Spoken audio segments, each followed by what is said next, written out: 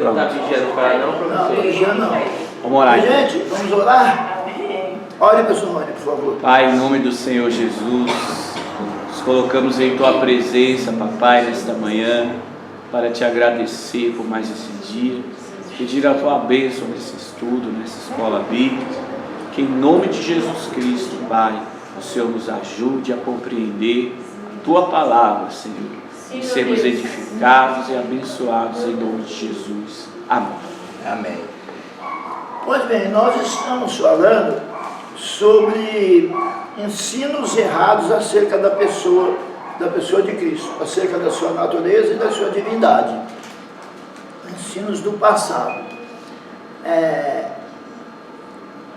Doutrina nestoriana, de um homem chamado Nestor.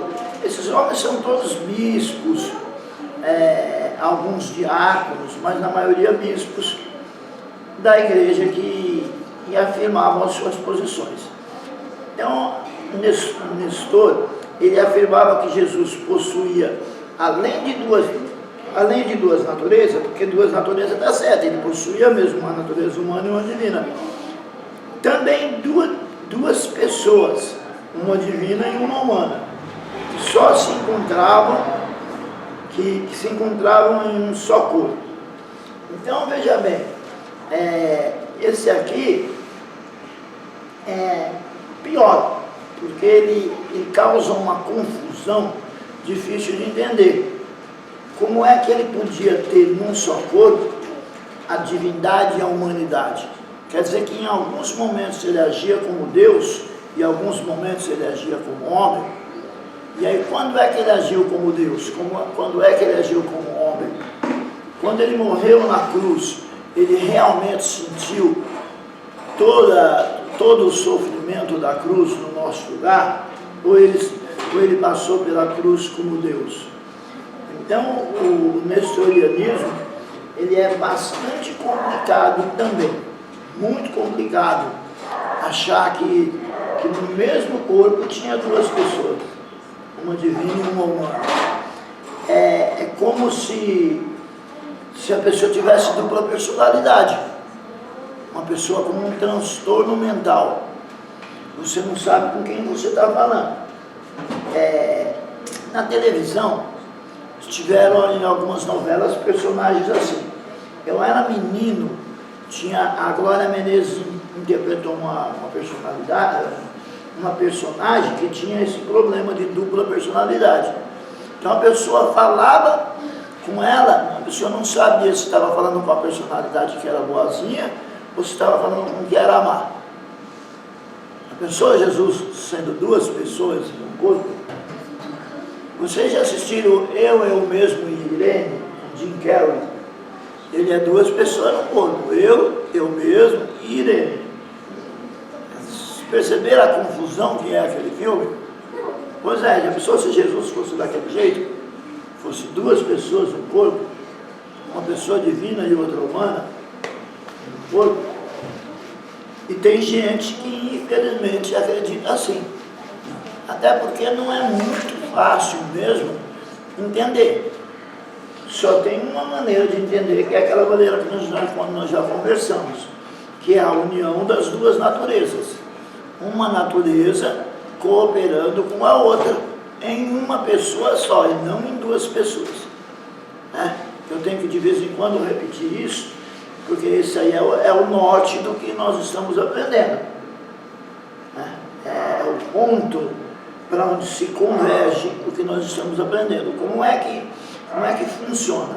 Duas naturezas e uma pessoa, e não duas naturezas e duas pessoas, como o Nestor falava. Então aí, eu sei que eu já falei isso algumas vezes, mas vez ou outra eu preciso relembrar vocês. Jesus 100% Deus, 100% homem. Ele tinha que ser homem para poder morrer, que Deus não morre. E ressuscitou porque é Deus. Só Deus tem o poder de ressuscitar. O próprio Deus ressuscitou a Jesus. E ele é Deus, então ele ressuscitou a si próprio. Não foi ninguém que orou para que Jesus ressuscitasse. Igual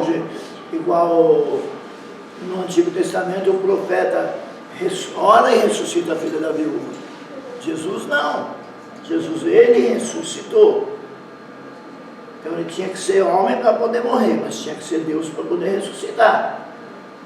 Ele tinha que ser homem para sofrer, para ser assediado pelo pecado, mas tinha que ser Deus para nunca pecar. Então a única explicação que a Bíblia nos dá e que fica mais tranquilo para nós entendermos é o equilíbrio na união das duas naturezas. Tá? Tem uma outra doutrina também.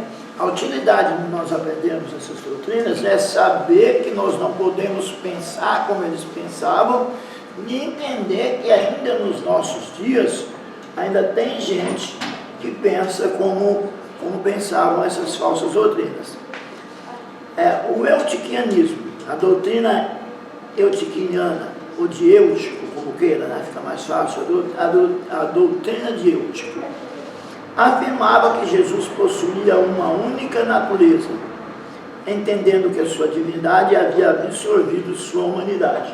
Então aqui, Eutico entende que ele era somente Deus. Ele nasceu num corpo humano, mas ele era somente Deus. A divindade absorveu a humanidade. Se ele fosse somente Deus, ele não poderia nos representar. Não poderia nos representar. Porque a finalidade era que alguém viesse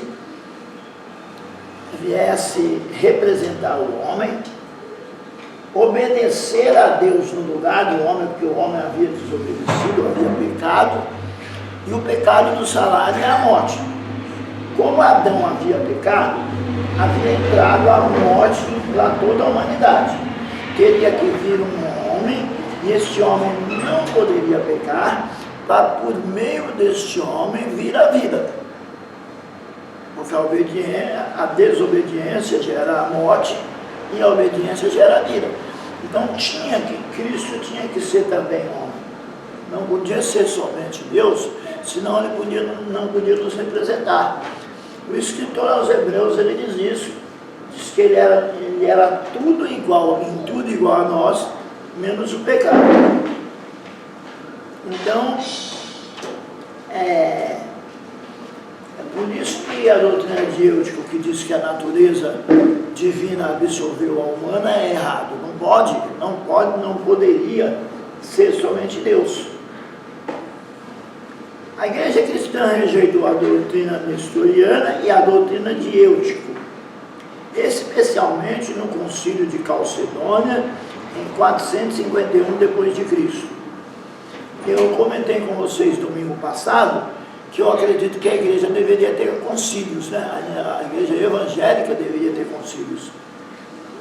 Algumas grandes igrejas têm as suas convenções, tal, tudo, mas eu acredito que deveria ter concílios, e os concílios deveriam ter poder de determinar quem é que pode ser considerado evangélico e quem é que não pode. Porque tem gente que se diz, tem igreja, tem denominação que se diz evangélica e que não tem nada de evangélica. E ninguém faz nada.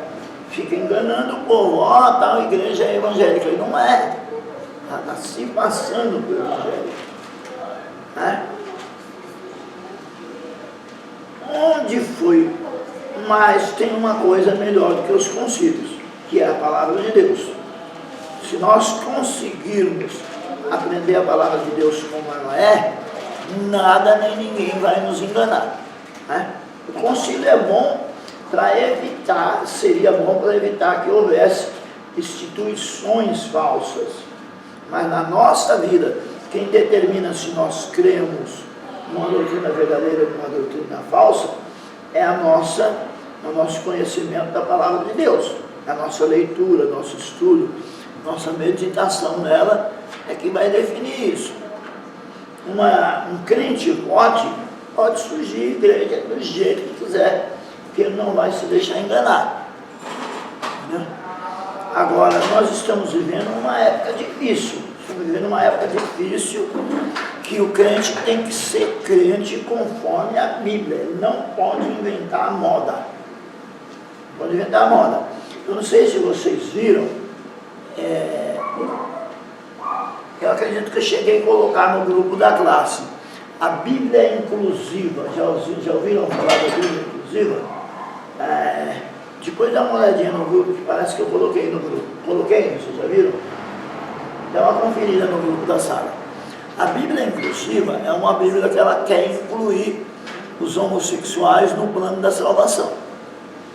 Para isso, o que eles fizeram? Eles tiraram todos os versículos que falam contra o homossexualismo. E aí, gente, tem crente que quer ser mais bonzinho do que Deus. Quer ser mais bonzinho do que Deus. Deus é bom, o crente quer ser bonzinho, que é mais do que bom. Porque Deus é bom, mas Deus não concorda com o pecado. Ele ama o pecador, mas ele não ama o pecado. Deus ama o homossexual, mas ele abomina o homossexualismo. E o crente tem que fazer a mesma coisa, amar a Deus, mas abominar o homossexualismo. E para ele abominar o homossexualismo, ele tem que conhecer nas escrituras que Deus também abomina. Porque senão ele começa, mas coitadinho do homossexual, também a gente. Os homossexuais são tão bonzinhos. Agora apareceu uma história de uns anos para cá, que a família que tiver um homossexual é uma família abençoada. Porque quando o pai e a mãe ficam velhos, quem cuida do pai e da mãe é o filho homossexual. Vocês já nunca ouviram falar isso? Pois é. Pois é. As bandas não chegam a essa história. É muito popular essa ideia. Muito popular essa ideia. De que o filho homossexual, no final da vida, é ele que cuida do pai e da mãe. Que os outros não ligam para o pai e para a mãe e tal. E ele é mais tirado, diz que o homossexual é mais família, mais amoroso. Né? E tem gente que acredita nessas coisas. Pode até ser verdade, pode até ser que eles tenham uma tendência mesmo de cuidar mais do pai e da mãe. Mas isso não influi em salvação. Não influi em salvação. Deus abomina o homossexualismo. E a Bíblia inclusiva, ela tira esses versículos. Aí pega um crente que já pensa assim, coitadinho do homossexual, ele é bonzinho, ele é isso, ele é aquilo, vai ler uma Bíblia dessa. Daqui a pouco ele está achando que deve receber o gay na igreja, que o gay pode participar da ceia, que o gay pode cantar. O pastor vai dar o casamento do gay. Pensou? Sendo que a única coisa que, pela Bíblia, a única coisa que o gay pode fazer é chegar na igreja, sentar e participar do culto e se converter, mais nada. A igreja ela não pode, como instituição, permitir que o gay tenha acesso às coisas do culto, porque ele não é evangélico, ele não é cristão, não existe gay cristão. Mas, como as coisas estão caminhando, então... Mas ele não pode cantar no grupo das irmãs? Oxi, tem que dos homens, rei de homens, de mulher não. Quem conhece a mulher. E diz que está imitando a moda agora que os homossexuais vão estar no banheiro das crianças, né? Já estão entrando, né? Estão entrando nas escolas. Porque as escolas que já estão precisando. Isso vai gerar violência sexual. Logo a molecada que não é gay, vai sentir a oportunidade de agarrar as meninas dentro dos maridos. Aí vai se ligar. Vai sentir a oportunidade de agarrar as meninas dentro do banheiro. Né? Que no fundo, o sonho de qualquer moleque é entrar no banheiro de menina. Fingir para se passar por menina. Então... Aí recebe a cura gay depois. Graças a Deus. Então a única coisa que pode nos livrar desse tipo de coisa é a Bíblia Sagrada. Nós não podemos querer ser bonzinhos. Bom basta, ser bom basta. Porque Deus é bom, Deus não é bonzinho. Eu acho que os irmãos estão me entendendo perfeitamente. Ele ama o pecador, mas abomina o pecado. Pois bem, a igreja rejeitou a doutrina nestoriana e a doutrina eutiquiana especialmente no Concílio de Calcedônia, em 461, onde foi afirmado que Jesus Cristo é uma só pessoa, verdadeiro homem e verdadeiro Deus. Ninguém na Bíblia Sagrada, os diálogos que Jesus tem na Bíblia Sagrada, você não percebe ninguém conversando com duas pessoas. Todo mundo está conversando com uma pessoa só. Uma pessoa só.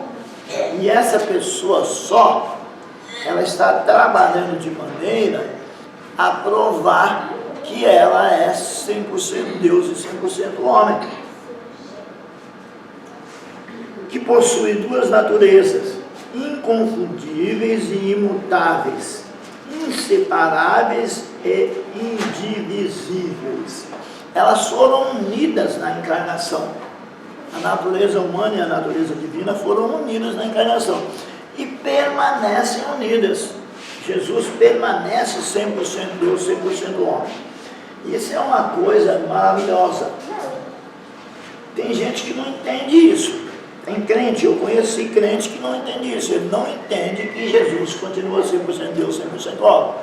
Ele acha que quando Jesus morreu e ressuscitou, depois ele deixou de ser homem e voltou a ser somente Deus. Isso não aconteceu, tá? Jesus continua 100% Deus e 100% homem.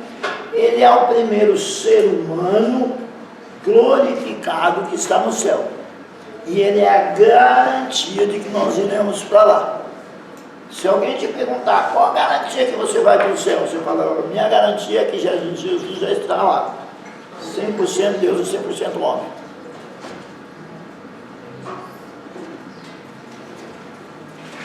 Essa é a nossa garantia. Nós já temos um representante lá e é para lá que nós iremos.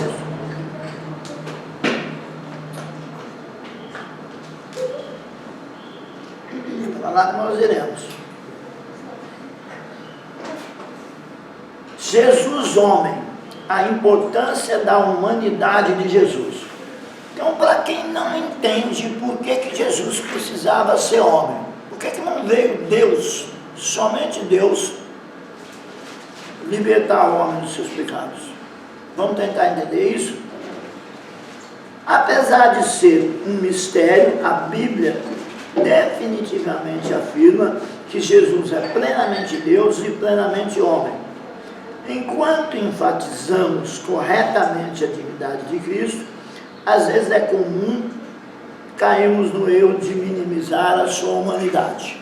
E o pior é quando a gente fala assim, a pessoa às vezes fala assim, crente não fala isso não, né? Eu espero que não. Ele suportou tudo aquilo porque ele era Deus. Acabou com a obra de salvação, então ele não nos representou. Ele só aguentou porque ele era Deus. Isso é muito grave. Minimizar a humanidade de Cristo é muito grave. Todavia, reconhecer a perfeita humanidade de Jesus é essencial para a fé cristã. É essencial. Não existe cristianismo sem o reconhecimento também da humanidade. O cristianismo não se faz só de divindade. Da humanidade de Cristo. O cristianismo se faz do equilíbrio da divindade e da humanidade. De modo que se negarmos a humanidade de Jesus, também estaremos negando a salvação provida por sua obra redentora na cruz. Se não foi um homem que morreu na cruz para nos salvar, a nossa salvação está anulada, porque ela não é justa. E Deus é justo. Deus é justo.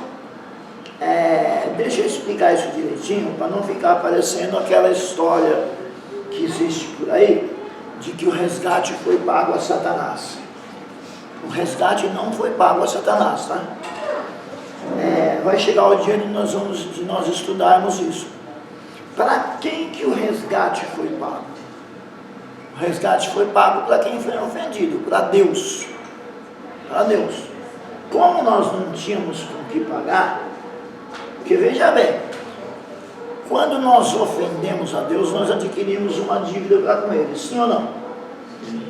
Até nós que somos humanos, quando a pessoa faz alguma coisa que a gente não gosta, a gente fala, fulano me deve, não fala assim? E às vezes não é dinheiro, às vezes deve uma satisfação, você ficou chateado, fulano me deve. Assim é nós com Deus, nós devíamos para Deus, que Deus ficou ofendido com o nosso pecado, e nós não tínhamos com que pagar. Ele, na sua bondade, mandou o próprio filho dele vir e pagar a dívida no nosso lugar. E na sua bondade ele falou, vai lá e paga a dívida deles no lugar deles. Então a dívida não foi paga a Satanás. Satanás não foi ofendido, a dívida foi paga a Deus. Deus foi que foi ofendido. Bom, nunca preguem e nem acreditem nesse tipo de pregação que diz que a dívida foi paga a Satanás. Essa teoria de que a dívida foi paga a Satanás, a maior parte das igrejas no Brasil não acredita nisso. Mas infelizmente há alguns pregadores que pregam isso. Se você prestar bem atenção, ele não fala diretamente, mas se você prestar bem atenção, ele está pregando isso. Quando exagera na história de abrir uma legalidade, vocês já ouviram esse termo, abrir uma legalidade? Quando o crente faz uma coisa errada, ele abre uma legalidade para que o diabo atue na vida dele e tal. É um tanto perigosa. É claro que a nossa desobediência nos deixa expostos. Porque quando a gente desobedece, a gente se afasta de Deus, fica exposto ao diabo, fica exposto. Agora, daí até dizer que o nosso pecado gerou uma dívida entre nós e o diabo, não. Não gerou, não. Pelo contrário, gera intimidade com o diabo. O mentiroso, por exemplo, ele não deve nada para o diabo, não. Onde é que a Bíblia diz onde que a Bíblia diz que o mentiroso tem uma dívida com o diabo? Não, a Bíblia diz que o mentiroso é filho do diabo. Gera paternidade, né? gera intimidade, ele se torna filho do diabo. Né? Então a nossa dívida foi paga a Deus, não ao diabo, tá? A dívida foi paga a Deus. Então, para a gente entender direitinho a obra da cruz, a gente tem que entender bem que Jesus veio como homem para nos representar. Ele não veio somente como Deus, e nem deveria, nem poderia. Não foi esse o plano que Deus escolheu. Desde o começo, Deus disse que seria um homem que iria resgatar o homem. Ele disse, da semente da mulher nascerá um que pisará a cabeça do diabo. Da semente de um ser humano, da mulher. E aí vem os mistérios da encarnação, pelos quais Jesus não podia ser gerado totalmente pelo homem. Ele era, para que ele tivesse também a natureza divina, ele como filho de Deus foi gerado pelo Espírito Santo. E para que tivesse também a natureza humana, foi gerado no ventre de uma mulher. Esse é o mistério da encarnação, né? É um mistério, para o meu modo de entender, é o mais profundo mistério do cristianismo, é a encarnação. Eu particularmente considero o mistério da encarnação ainda mais profundo que o da ressurreição. O da ressurreição é tremendo, mas eu considero, da minha parte, da minha opinião, o da encarnação ainda mais profundo.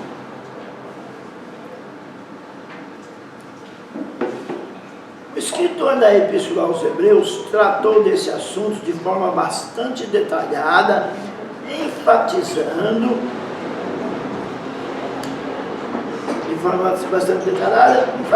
inclusive a realidade da humanidade de Cristo, de que a humanidade de Cristo é fundamental para a nossa salvação.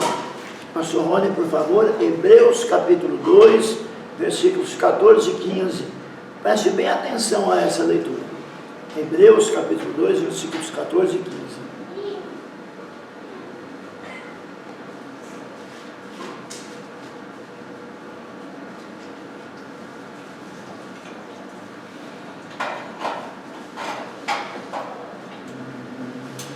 E visto como os filhos participam da carne e do sangue, também ele participou das mesmas coisas, para que pela morte aniquilasse... Dá só uma paradinha. Começa, quando eu pedir para o senhor parar, o senhor para. Tá. Começa de novo. E, visto como os filhos participam da carne e do sangue, também ele participou das mesmas coisas, para que pela morte... Para que? Vai explicar para que ele teve que participar da carne e do sangue. Tá bom? Para que? Então vem a explicação. Quando eu digo para que, é porque eu vou explicar, não é isso? Vai explicar por que ele tinha que ser humano. Então essa carta, ela é importantíssima, e esses dois versículos, muitíssimo importante para a gente entender o que a gente está estudando. Agora, pastor, agora não vou interromper o senhor de novo, não. Lê o 14 e o 15 direto, por favor. Tá. E, visto como os filhos participam da carne e do sangue, também ele participou das mesmas coisas, para que pela morte aniquilasse o que tinha o império da morte, isto é, o diabo, e livrasse todos os que, com medo da morte, estavam por toda a vida sujeitos à servidão. Sabe por quê que eu sou contrário? Bom, eu não gosto de imagem nenhuma de Cristo. Mandaram para mim como é que chama esse negócio que o pessoal manda na internet que mexe? É emoji, não mesmo que ele se mexer? Mesmo que ele se mexer? Emoji. Como é que chama? Emoji. Emoji. Isso. Mandaram um emoji para mim de um Cristo caminhando. Ah, já vi. Eu ia compartilhar aquele negócio, mas depois eu falei, esse Jesus caminhando, não é para fazer imagem de Jesus nenhuma. É bonitinho ele caminhando, mas não é para fazer nenhuma. Nenhuma. Deixa eu contar um testemunho para vocês que não é meu, mas eu vou tomar a liberdade de contar. O pastor Vicente, ele tem um amor muito grande para as Escrituras, e tem um versículo nas Escrituras que ele ama muito, que é em Apocalipse, quando diz que o nome de Jesus é a palavra de Deus. Ali no grego é Logos Theon, palavra de Deus.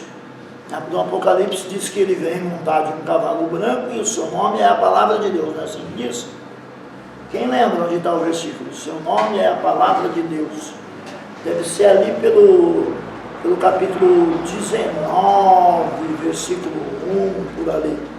Mas coloca assim, o seu nome é a palavra de Deus, que eu acho que deve aparecer.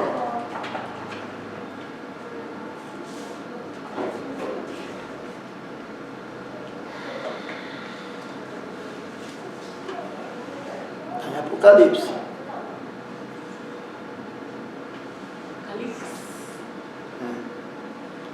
Não sei se é 19, 1.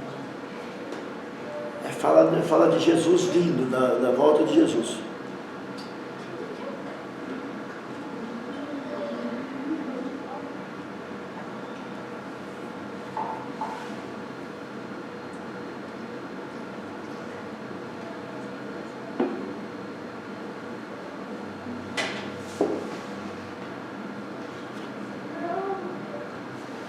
Apocalipse 19, 13. 19, 3. 13. 19 e 13, Apocalipse 19 e 13. Lê para nós, por favor, meu filho. E estava vestido de um vestido, de uma veste tingida em sangue, e o nome pelo qual se chama é a palavra de Deus.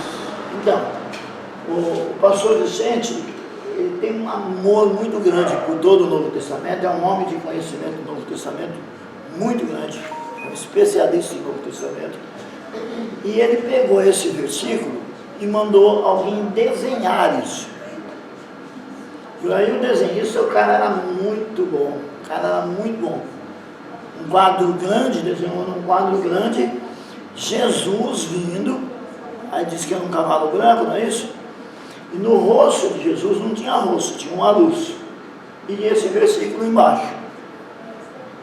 E botou aquele negócio lá, bonito, deixou uns tempos lá exposto, aquele quadro, coisa mais linda, muito bem desenhado, e depois levou para a casa dele, para o lugar onde ele estudava, na casa dele.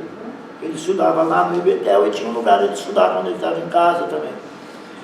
E ele estava estudando na casa dele e o Senhor falou para ele isso: tire este quadro da parede.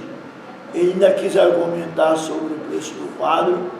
E o Papai do Céu falou para ele: tire e destrua. Não é para fazer representação. Não é para fazer representação. Então eu não gosto. E aí ele destruiu o quadro.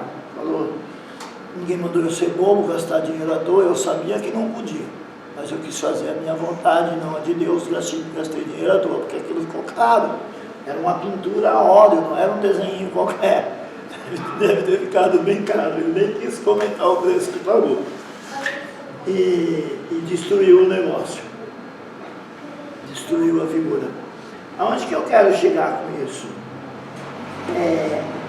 O versículo anterior que o pastor leu diz que Jesus venceu o diabo por meio da sua morte, não é isso? Então a morte de Jesus, ela foi uma coisa boa, não foi? Porque se através da morte ele venceu o diabo, não é verdade? Então por que eu desenho um Cristo na cruz, tristinho?